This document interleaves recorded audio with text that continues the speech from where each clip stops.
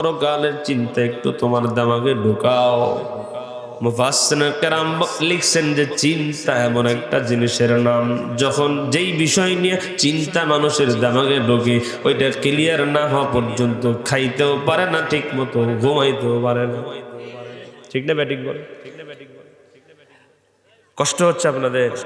10-15 minute সময় থাকেন, বেশি না। মুসলমান বাবাজির আমার, ছেলেরে বিয়ে করাইছেন, নতুন বিয়ে আসবে 3-4 দিন পরে ফোন করছে বিয়াই আমরা তো বিয়ার সময় ছেলেরে বিয়ে করালাম, তার বন্ধু বান্ধব চাকরিজীবী, শুক্রবার বিয়েটা নিতে পারি নাই, আসতে পারে নাই। তো যারা যাইতে পারে নাই আমরা 5-7 জন আগামীকাল আসবো। এখন বিয়াই পকেটের মধ্যে টাকা দেয়, হায় হায় মাসের 29 তারিখ টিয়া তো নাই। চিন্তা ঢুকছিনি মাথায়, কথা বলেন না ভাই একটু, মাথায় চিন্তা, হায় হায় নতুন মেহমান আসবে, মেহমানদারি করাতে গেলে আর 10,000 টাকার দরকার, 7-8 জন লোক আসবে। চিন্তা মাথায় ঢুকছে, আমার কাছে টাকা নাই, যার কাছ থেকেই হোক ম্যানেজ করাই লাগবে। কিসের চিন্তা? মেহমানদারি করানোর চিন্তা। যতক্ষণ পর্যন্ত টাকার ব্যবস্থা না হবে বসতেও পারবে না, ঘুমাইতেও পারবে না, খাইতেও পারবে না। কথা বলেন ঠিক না ঠিক? এই কথাই আল্লাহ বলেন, আমার গোলাম একটু চিন্তা অন্তরের মধ্যে ঢোকাও, দিমাগের মধ্যে ঢোকাও। ওই হাসরের দিনের জন্য, পরকালের দিনের জন্য কি আমল সঞ্চয় করছো, প্রত্যেক ব্যক্তি যেন তার হিসাব লাগায়। দুনিয়ার মুসলমান বাবাজির আমার, আমরা কেন হিসাব করব? আমরা যদি আমাদের আমলের হিসাব লাগাইতে পারি, আল্লাহর ফয়সালা দেওয়া লাগবে না। আমরা হিসাব করে বলতে পারবো আমরা জান্নাতের ছাত্র নাকি জাহান্নামের ছাত্র। ঠিক না ঠিক বলেন? পরীক্ষা যে দেয় সেই জানে এই সাবজেক্টে আমি পাস করব না ফেল করব। ঠিক না ঠিক বলেন? এসএসসি পরীক্ষা দিয়ে এক ছাত্রী বের হয়ে কান্না শুরু করছে। বাবা সেন্টারে নিয়ে গেছে পরীক্ষা দেওয়ার জন্য, মাইয়া কানতে কানতে হলরুম থেকে বের হয়ে গেছে। বাবা বলে, মা কি হয়েছে, কান্না করো কেন? মেয়ে বলে, বাবা সারা রাত জাগিয়া পড়ালেখা করলাম, যেই বিষয়গুলো পড়েছি একটাও প্রশ্ন সেখান থেকে আসে নাই, যেমনে পরীক্ষা দিছি আমার এই সাবজেক্টে পাস হবে না। হয় কিনা এমন? বাবাই সান্ত্বনা দিয়ে সন্তানকে বলছে, রে মা যতদিন থেকে লেখাপড়া করো কোনোদিন কোনো ক্লাসে 2 বছর থাকা লাগে নাই, সব সময় তোমার 1 রোল 2 রোল হয়েছে, টেনশন করিও না, তোমার এই সাবজেক্টে পাস হবে। মেয়ের কান্না থামে না, মায়ে বাড়িতে বুঝায়, ভাইও বুঝায়, এলাকার বান্ধবীরাও বুঝায়, কিন্তু বোঝে না। বলে কেন? বলে তোমরা বুঝবা না আমার কান্না কেন থামে না, কারণ তোমরা পরীক্ষা দাও নাই, পরীক্ষা দিছি আমি। আমি জানি আমি এই সাবজেক্টে পাস করব না ফেল করব। কথা বলেন ঠিক না ভাই? ঠিক। এই দুনিয়াটাও তো পরীক্ষার সেন্টার, আমরা হইলাম ছাত্র। পরীক্ষার সেন্টারে স্বাধীনতা আছে, 3 ঘন্টা সময়, যা মন চাই তা লেখো, কেউ বাধা দেবে না। ঠিক না? পরীক্ষার সেন্টারে লেখলে কি বাধা দেয়? ভুল লেখো সঠিক লেখো, কেউ কিচ্ছু বলবে না। ফলাফলের বেলায় দেখা যাবে তুমি পাশের ছাত্র না ফেলের ছাত্র। ঠিক না? ঠিক বলে। এই দুনিয়াতেও আমার আল্লাহ স্বাধীনতা দিছেন। আল্লাহ বলেন, গোলাম ডান পথ হলো জান্নাতের পথ, বাম পথ হলো জাহান্নামের পথ। আমার আল্লাহ বলছেন, যেই নদীর মাছ আমার ইমানদার গোলামেরা খাবে, ওই নদীর মাছ সমাজের বেঈমান কাফেররাও খাবে। কথা ঠিক? চাইলে তুমি ভালো কাজ করতে পারবা, বাধা নাই। মসজিদের মুয়াজ্জিন আজান দিয়ে দিল, হাইয়া আলাস সালাহ, নামাজের জন্য আসো। হাইয়া আলাল ফালাহ, কল্যাণের জন্য আসো। মুয়াজ্জিন ডাক দিল, তুমি যদি মসজিদে যাও কেউ বাধা দেবে না, তুমি যদি মসজিদে না যাও কেউ তোমাকে জোর জবরদস্তি করে নিয়েও যাবে না, হয়তোবা কেউ বুঝাবে। ঠিক না বেটি? জোর করছে কেউ নামাজের জন্য, কেউ পিটাইছেন আমাদের জন্য? স্বাধীনতা আপনার। ভালো কাজ চাইলে করতে পারেন, মন্দ কাজ চাইলে করতে পারেন। আমার আল্লাহ স্বাধীনতা দিছেন, কিন্তু ফলাফলের বেলায় দেখা যাবে তুমি জান্নাতের ছাত্র না জাহান্নামের ছাত্র। একটু চিন্তা কবরে ঢুকাও হে মুমিন, কবরে আমার কি হবে? আমরা 2 দিন 3 দিনের জন্য বাড়ি থেকে যদি রাঙ্গামাটি, খাগড়াছড়ি, কক্সবাজার ঘুরতে যাই, কয়টা কাপড় লাগবে, কয় টাকা লাগবে আগে থেকেই গুছাই, ঠিক না বেঠিক বলে? 3 দিনের সফরের জন্য দুনিয়ার মানুষ এত হিসাব কইরা, ব্যাগ ভর্তি কইরা তুমি রওনা হইলা। বলে এই দুনিয়া তো ক্ষণস্থায়ী, চিরস্থায়ী নয়। চিরস্থায়ী জিন্দেগি শুরু হবে মরার পরে। ওই সফরের জন্য কি সামান জোগাড় করলাম চিন্তা করার দরকার আছে না নাই? এই চিন্তার কথাটা একটু আমি বলার জন্য আপনাদের শরীয়তপুরে আসছি। চিন্তা ঢুকাও, কবরের চিন্তা, হাসরের চিন্তা। দুনিয়ার মুসলমান বাবাজির আমার, আজকে আমরা দুনিয়ার পাগল, বাড়ির পাগল, গাড়ির পাগল, টাকার পাগল বলে যেই জিনিসগুলোর পাগল আমরা হইলাম, মৃত্যুর পরে সব পড়ে থাকবে, শুধু আমি থাকবো না, আমি একা একা কবরে যাব, ঠিক না বেটা? লা ইলাহা ইল্লাল্লাহ।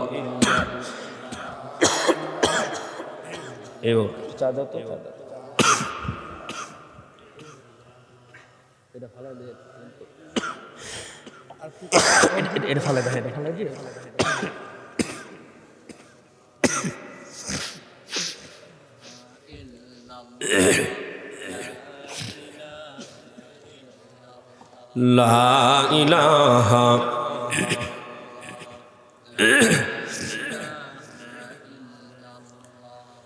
লা ইলাহা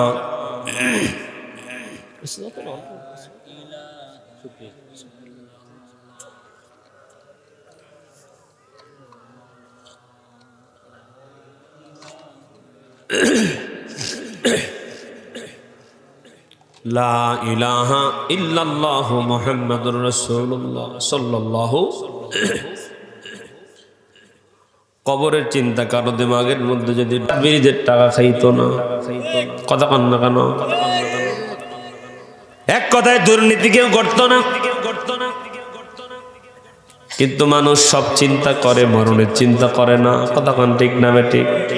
মরণের কথা মানুষ স্মরণ করো না, আজরাইলা শিলে কারো কৈফিয়ত মানবে না, ঠিক না বেঠিক? দুনিয়ার মুসলমান বাবাজি আমার, মরণের চিন্তা অন্তরে ঢুকাও, কবরের চিন্তা অন্তরে ঢুকাও। বলে যেগুলোর জন্য পাগল আমরা হইলাম, সব থেকে বুদ্ধিমান হলো ওই মানুষ যে নিজের চিন্তা আগে করে, নিজের হিসাব আগে করে। আমাদের সমাজে কিছু লোক দেখবেন নিজের চিন্তা নেই, দুনিয়ার সবার চিন্তা ওর মাথায়, আসেনি নাই? কিছু লোক টং পার আছে না, টং টং দোকানের বিভিন্ন জায়গার মধ্যে টং আছে, বাঁশের যে টং বানায়, ওই টঙ্গের কিছু আলাদা লোক আছে, গল্পটে লোক আসেনি? এইদিকে তো নাই, ওর কোনো কাজ নাই। কার ফ্যামিলির কি সমস্যা, কার ছেলে কি করছে, কার মেয়ে কি করছে, কার বউ কি করছে, সব সংবাদ ওর কাছে যেন বিবিসি নিউজের চ্যানেলের একজন সাংবাদিক। কথা কন না কেন? খালি বইসেই ফোন দিয়ে দোস্ত দিয়া হোক গল্প আছে, আরে কি হয়েছে, আরে আহ না জরুরি গল্প আসছে, কি দোস্ত জানো অমুকের মাইয়াটা কি করছে, মানে কি জরুরি গল্পটা আমার লাগছে এই জায়গায়, কি মানে এমন ভাবে ডাকছে ও দেশের প্রধানমন্ত্রীর সামনে হচ্ছে। কথা কন না কেন?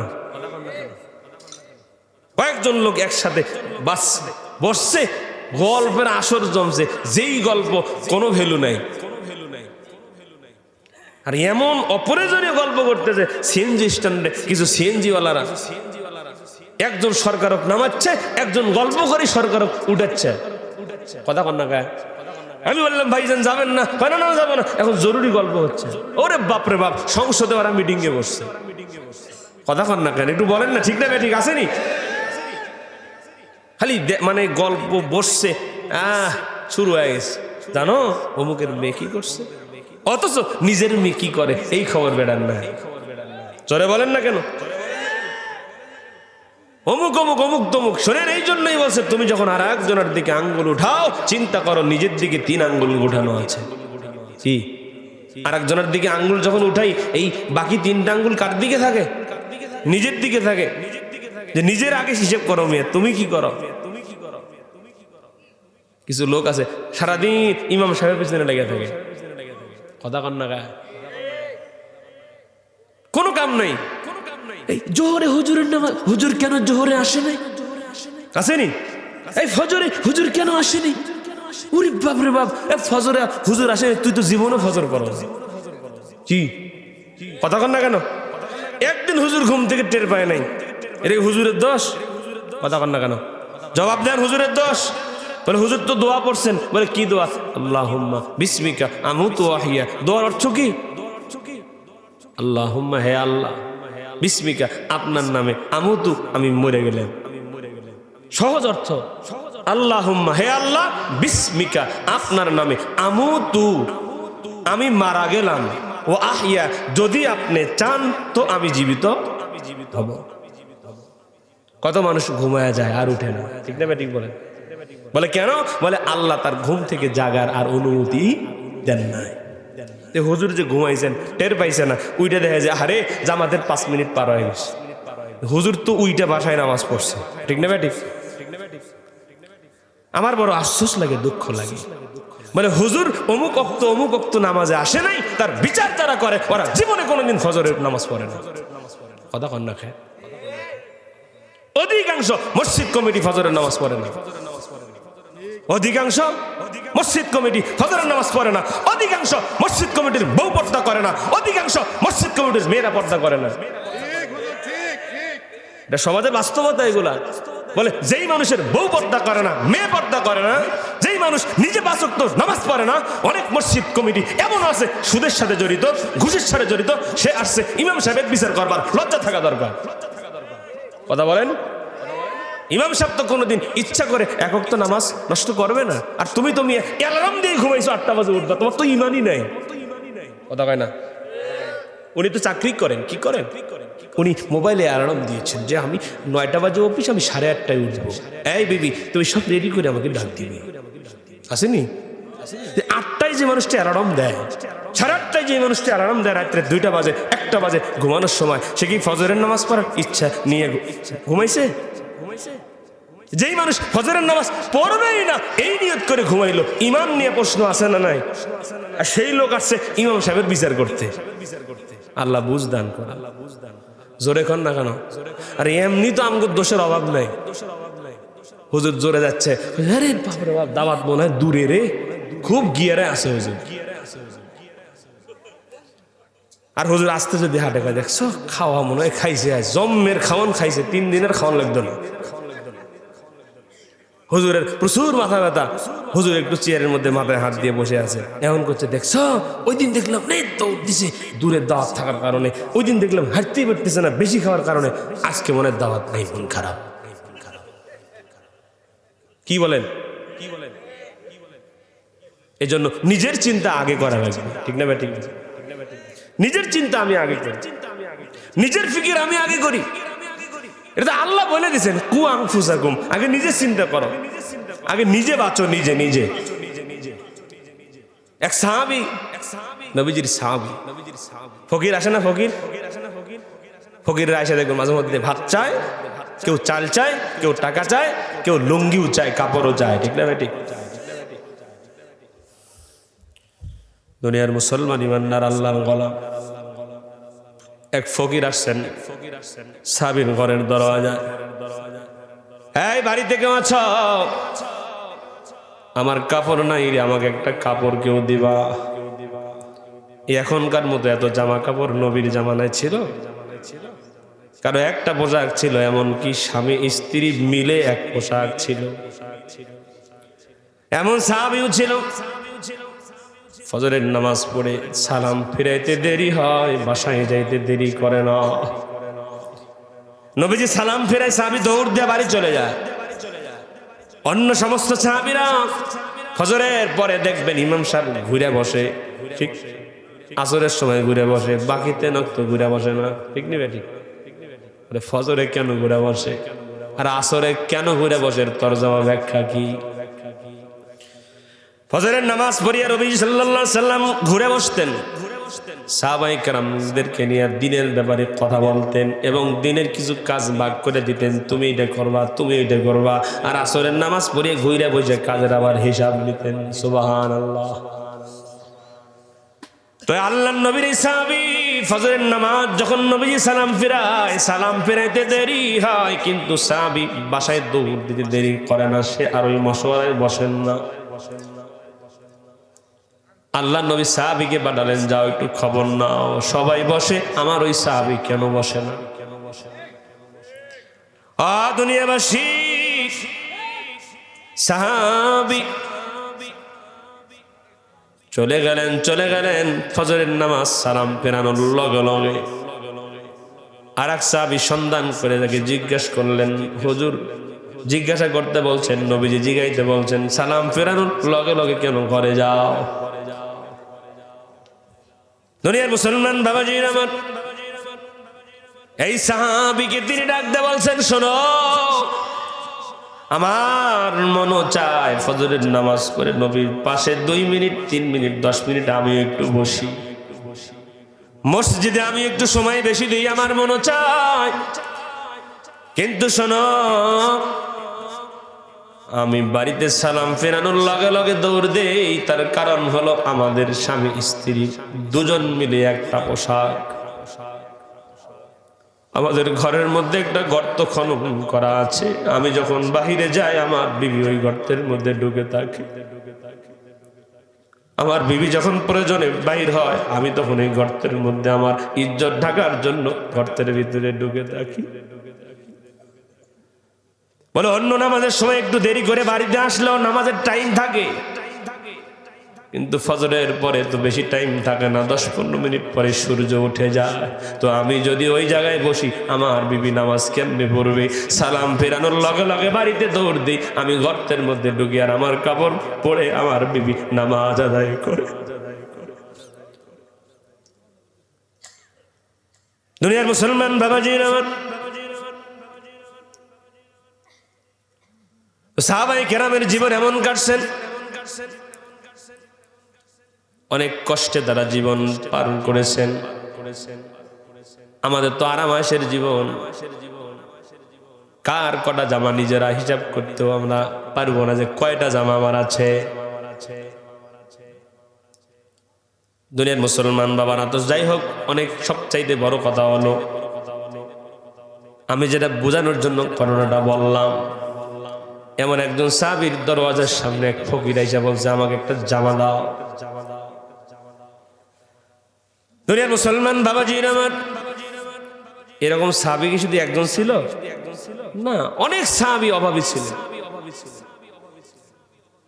আর একজন সাহাবী এরকম, তার কাছে ফকির এমন অনুনয়ের সাথে বিনয়ের সাথে বলছে, নিজের পরনেরটা খুইলা দিছে,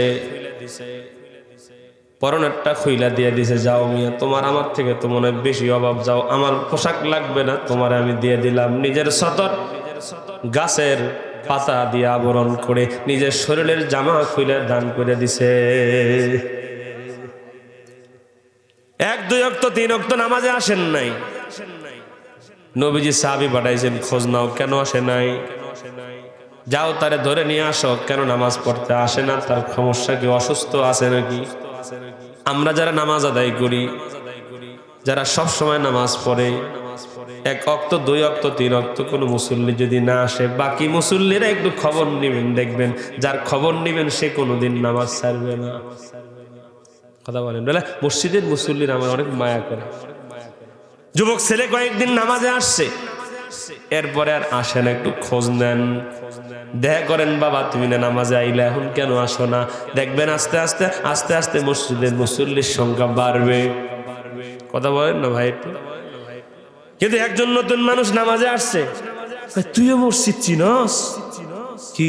মানে আমাদের চরিত্র, তুই মসজিদের রাস্তা চিনস, তুই কেমনে আজকে নামাজে আলি রে? মানে আরো তুচ্ছ তাচ্ছিল্য করে নামাজে আসছে, ঠিক না? অজু করতেছে বেচারা, কোনোদিন নামাজই পড়ে নাই, অজুতে তো ভুল হতেই পারে। সবার সামনে এমনি অজু করে নাকি? অজু করার শিখোস নাই বেড়া।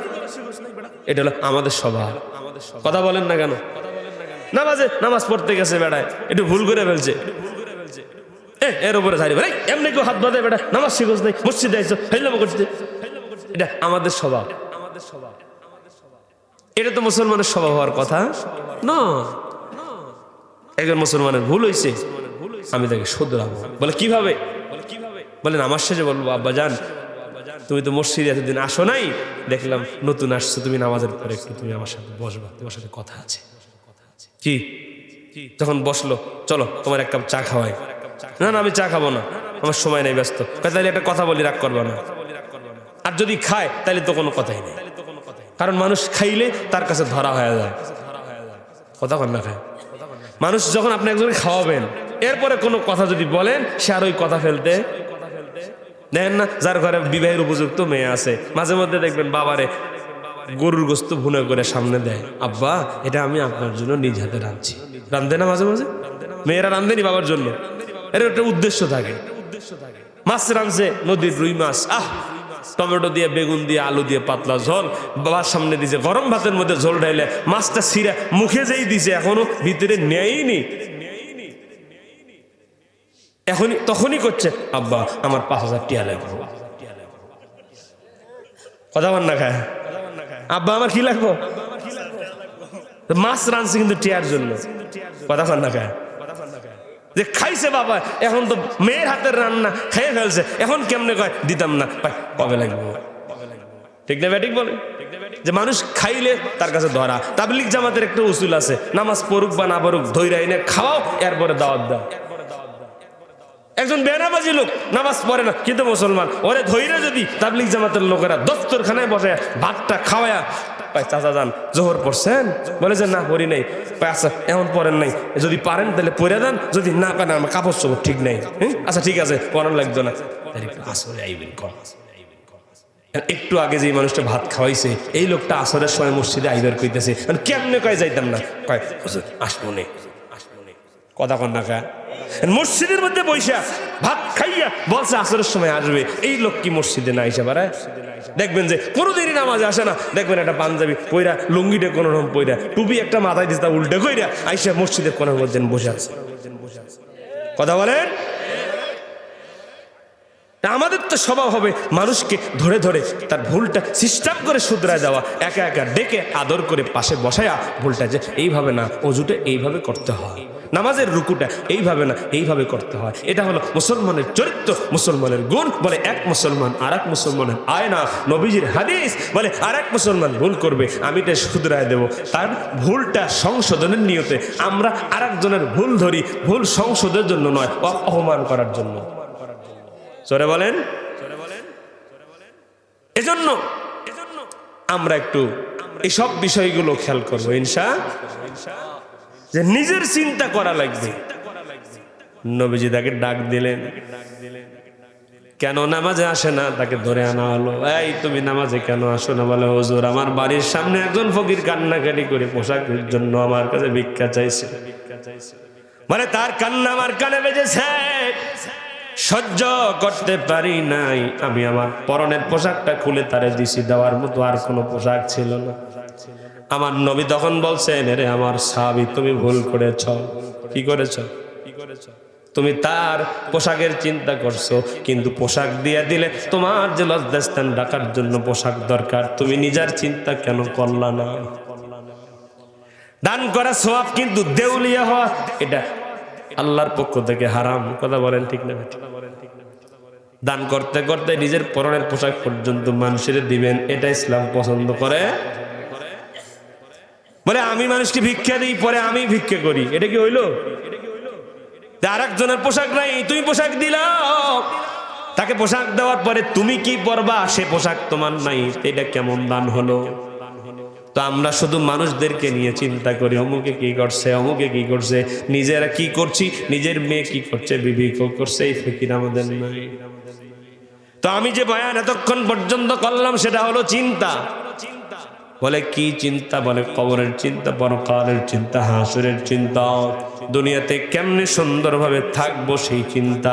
আল্লাহ আমাদেরকে সেই চিন্তাগুলো করে গবেষণা করে আমাদের জীবনটা আখিরাতমুখী জান্নাতমুখী বানানোর তৌফিক দান করেন বলি আমিন। আল্লাহ পাক রব্বুল আলামিন যেন আমাদেরকে কোরআন সুন্নাহর উপরে চলার তৌফিক দান করেন বলেন আমিন।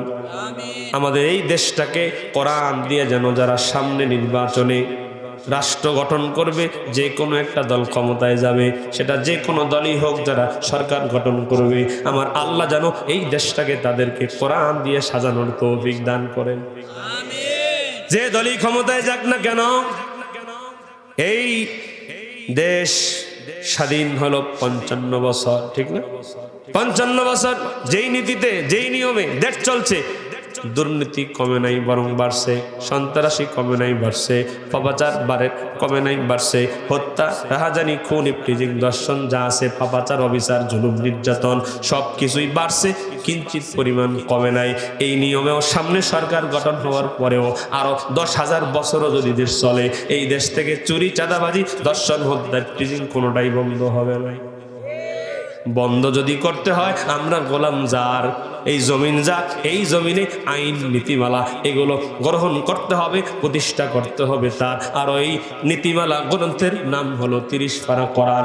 যারা এই সংসদে, যারা সামনে পার্লামেন্ট গঠন করবে, তারা যদি চুরি বন্ধ করতে চায়, ডাকাতি বন্ধ করতে চায়, রাহাজানি বন্ধ করতে চায়, এক কথায় এই দেশের চারাল মারাল মতি মেসর থেকে রাষ্ট্রের ঊর্ধ্বতন কর্মকর্তা পর্যন্ত প্রত্যেকটা নাগরিকের অধিকার যদি বাস্তবায়ন করতে চায়, ইনসাফ যদি প্রতিষ্ঠা করতে চায়, একজন নিরীহ মানুষের উপরে জুলুম হবে না, টাকার জন্য একজন আসামি বেকসুর খালাস পাবে না, আর একজন দুর্বল মানুষ অন্যায় না করিয়া সে জেলখানায় যাবে না।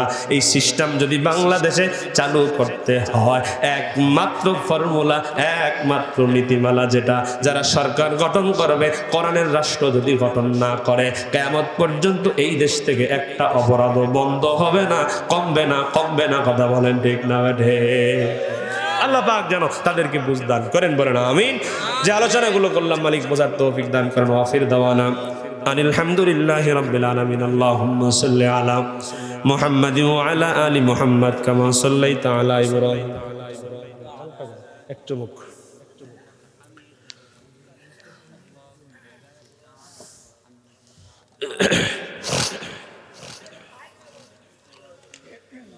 সম্মানিত মুআজ্জাজ মুহতারাম, আমরা সকলেই দোয়া করব, এই এলাকার থেকে যত মুরব্বীরা, যত মানুষ কবরে চলে গেছেন, আল্লাহ পাক যেন সবার কবরগুলো জান্নাতের বাগিচা বানিয়ে দেয় বলি আমিন। আর যেই মুরব্বীরা, আমার সামনে অনেক মুরব্বী বসে আছেন, যেই মুরব্বীরা জীবিত আছে, আল্লাহ যেন তাদের ছায়া এই এলাকাবাসীর জন্য আরো দীর্ঘ করে দেয় বলি আমিন। অনেকে অসুস্থ, আল্লাহ যেন তাদের সুস্থতার নিয়ামত দান করেন। অনেক যুবক ভাই আছে, আল্লাহ যেন যুবকদেরকে ইসলামের পথে কবুল করেন। ওসমান হাদির মতো যেন একজন সত্যের পথের লড়াকু সৈনিক হওয়ার তৌফিক দান করেন। দোয়া করি আল্লাহ পাক ওসমান হাদিকে শাহাদাতের মর্যাদা দান করেন। আল্লাহ পাক তারা যাকে হত্যা করেছে তাদের দ্রুত বিচারের ব্যবস্থা যেন করে দেয় বলি আমিন। বেগম খালেদা জিয়া পৃথিবী থেকে বিদায় নিয়েছেন, তার জন্য দোয়া করেছি আমরা অনেক সময়, আজও করব। এই মহিলার সব থেকে একটা বড় গুণ ছিল, সেটা হলো সে কোনোদিন আলেম ওলামা মসজিদ মাদ্রাসা নিয়ে বাজে কথা বলে নাই। আমি এটা কোনো পক্ষপাতিত্বের জন্য না, যার যেটা সেটা বলতে হবে, এটার নামই তো ঈমান। সত্যকে সত্য বলা, ন্যায়কে ন্যায় বলা, হারামকে হারাম বলা, অন্যায়কে অন্যায় বলা, সেটা বাবা করুক, এটার নাম ঈমান, ঠিক না বেঠিক? তো এই একটা গুণ তার মধ্যে আমি দেখেছি। তো আমি ব্যক্তিগতভাবে যে আল্লাহ পাক যেন এই ওসিলায় তাকে মাফ করে দেয় বলি আমিন। মহিলা প্যান্ডেল আছে, মহিলারা মায়েরা যারা শুনছেন, মায়েদের জন্য দোয়া করে আল্লাহ পাক মাদেরকে পর্দা বোঝার তৌফিক দান করেন। এই তাবারক আছে, দোয়ার ভিতরে দিয়ে দেবে, দোয়া হবে। আচ্ছা, দোয়ার মধ্যেই তাবারক দিয়ে দেবে ইনশাআল্লাহ। হুজুর 2-1 মিনিট কথা বলবেন, দোয়া হবে। আলহামদুলিল্লাহ সম্মানিত উপস্থিতি, আমরা প্রধান বক্তার আলোচনা শুনলাম। হুজুর যদি সারা রাত্র আলোচনা করেন, এরপরও আমাদের আলোচনা শুনতে মনে চায়। তবে কথা হলো, সারা রাত যদি আমরা আলোচনা শুনি, কিন্তু যদি ফজরের নামাজ আমরা কাজা করি, সারা রাত্র আলোচনা আমাদের কোনো কাজে আসবে না। সেই জন্য হুজুরকে বলে আলোচনা শেষ করে দিলাম। যথারীতি সময় হুজুর আসতে পারেন নাই, জ্যামে পড়ছেন। আল্লাহ পাক যদি হুজুর রিজিকে লিখে থাকেন, কোনো সময় ইনশাআল্লাহ আবার আসবে, আপনাদেরকে করে পড়া করে আলোচনা আবার শোনাবে। সম্মানিত উপস্থিতি, হুজুর দোয়া করবেন। তাই দোয়ার ফাঁকে ফাঁকে আপনাদেরকে কিছু তবারক দেওয়া হবে। জন্য আমি আপনাদেরকে বিনীতভাবে অনুরোধ করব, আপনারা লাইনগুলো সোজা করে বসে দোয়া হলে দোয়ার ফাঁকে ফাঁকে তবারকগুলো দিবেন। নসেদ কেউ পায় দুইটা, আবার কেউ পায় না, এলোমেলো হয়ে যায়। এই জন্য আমরা সকলে ইস্তেগফার পড়ি আর নিজে নিজের দায়িত্ব নিই। সবাই নিজে আমাকে কিভাবে বসার দরকার, আমার মন যেভাবে বলবে যে আমি কি সোজা আছি না বাঁকা আছি, কি আমি জানি না আমি সোজা না বাঁকা। এই আমার দিকে তাকান, যারা বসে আছেন নিজের দিকে তাকাবেন, ডানে বামে তাকাবেন, আমি সোজা আছি কিনা নিজের মনকে জিজ্ঞেস করলেই তো হয় যে আমি বাঁকা না সোজা। কি আর একজনের বলা লাগে এই তুমি সোজা হও না কা, এরপরে ওর মন ওরে কয় না তুই বাঁকা। নিজেরা নিজের দায়িত্ব নেই। প্রত্যেকটা মানুষ যদি নিজের এই যে বয়ান করলাম, নিজের ফিকির, নিজের চিন্তা, নিজের দিকে তাকাতো, পুলিশ লাগতো না। হ্যাঁ, যে আমি যে খারাপ, এটা তো আমি জানি, তাহলে আমি খারাপ কাজ বন্ধ করে দিই। সবাই আমরা নিজে নিজের দায়িত্ব নেব সবাই। মাশাআল্লাহ, এই তো খুব দ্রুত গতিতে তাবারক দেওয়ার রাস্তা ক্লিয়ার হয়ে গেছে। একজন যেন যেতে পারে এরকম জায়গা করে দেয়। আলহামদুলিল্লাহ রাব্বিল আলামিন। ربنا ظلمنا أنفسنا وإن لم تغفر لنا وترحمنا لنكونن من الخاسرين. ربنا آتنا في الدنيا حسنة وفي الآخرة حسنة وقنا عذاب النار. رب ارحمهما كما ربياني صغيرا. رب ارحمهما كما ربياني صغيرا. رب العالمين। রাত্র প্রায় 12টার দিকে ঘড়ির কাঁটা টিক টিক করে আগমন করছে।